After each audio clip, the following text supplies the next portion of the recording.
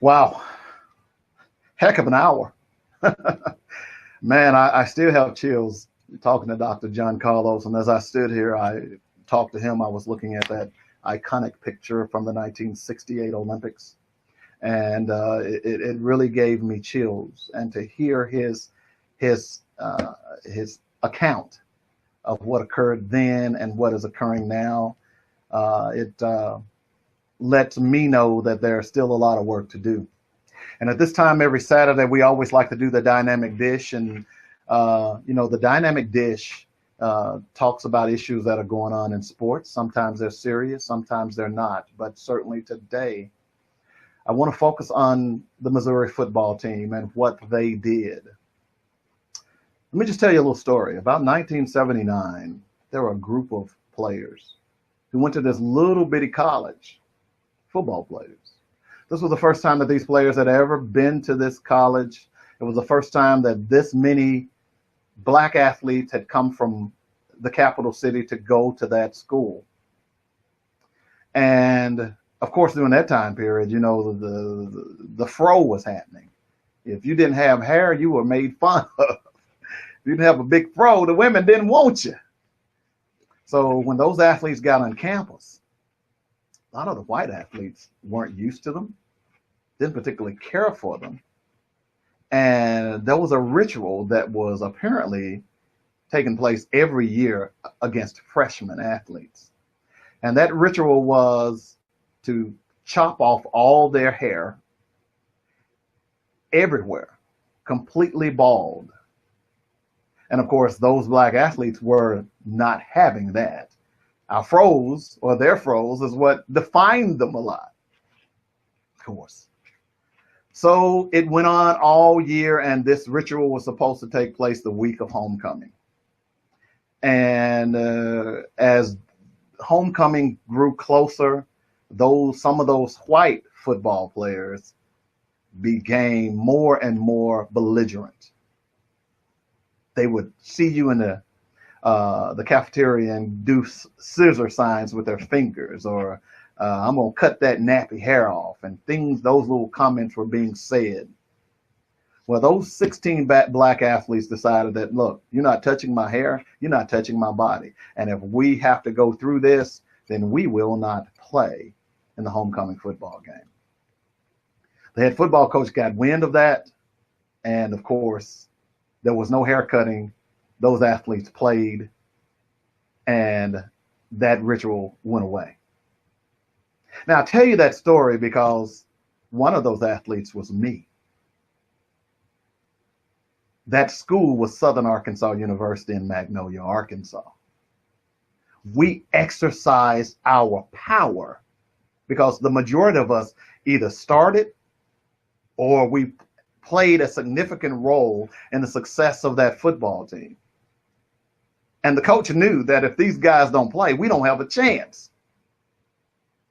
So I tell you that story because, unfortunately, athletes today have failed to understand the power that they have when it comes to what goes on campus. We've been lulled into this false sense of security that because we are athletes, we are king of the mountain and we get special privilege, until racism rears its ugly head and you begin to realize, even as athletes, many white people still think you're nothing but the N-word. That's what was going on in Missouri.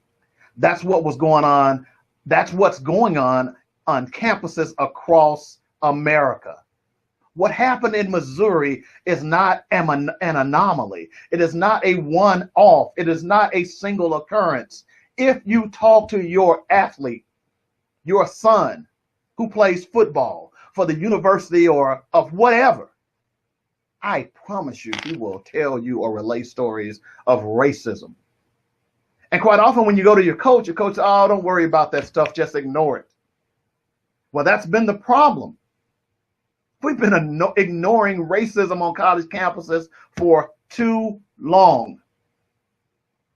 And it's time for us to stand up as individuals. It's time for us to stand up collectively as a group and say no more. Racism has been the worst that I've seen in my lifetime today. And I grew up in the 60s and the 70s. Yeah, it was racism then. But you know what? It was covert. Now, some of these people overtly come up to you and call you the N-word. Some of them are proud of the fact that they're bigots and racist. But they sure want you to score a touchdown for them. They sure want you to slam a basketball for them. They sure want you to take their team to the promised land. But they don't want to hire you. They don't want to respect you as a man. They don't want you to date their daughters. Whoa. So the Missouri football team stood up this week. The Missouri football team showed us the way. This is something I've been talking about for a long time. That if we want to stop racism, our number one resource are our black children. Let me say that again. Our number one resource are our black children. These white universities come into our communities and raid our schools, and they want our children to come play for them because they want to make millions and millions of dollars. Yet they don't want to treat those young men as men. They don't see them as men. More importantly, these same states, Arkansas, Alabama, Tennessee, Georgia, Mississippi, and other states across this country that are ran by Republican governors and Republican legislators, don't want your people to vote. And they go out and they change laws to keep you from voting or to suppress the vote. Remember, our number one resource are our black children, our black athletes. Those black athletes put billions of dollars in the pockets of these state universities. Again, Missouri athletes showed us the way. That if you cannot treat me as a man, if you don't want me voting in your state, then my son or my daughter can't play for your university. Now, I know many of you said, hey, that Dave Coleman, he's crazy. He's just talking out the side of his head. Well, the Missouri football team just showed you that I'm not crazy. The Missouri football team showed you that money talks and BS walks. And when they realized that they were going to lose $1.5 million just because they weren't going to play, and the other millions of dollars that they were going to have to forfeit, the Missouri state stepped up and said, hey, Fred's got to go. Now, you want to change the dynamics? Are you sick of racism the way I am? Are you sick of presidential candidates talking noise about minorities? Are you sick of Fox Media talking noise about black people and spreading lies?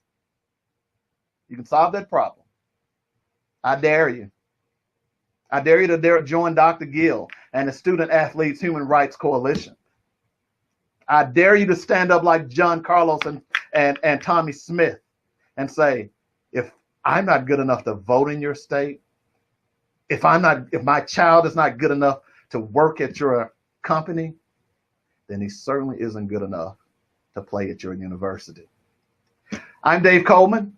That's the weekly sports magazine. I hope you enjoyed it. I certainly did. We got the fire here, folks. Spread the word. There's more to come. We'll talk to you soon.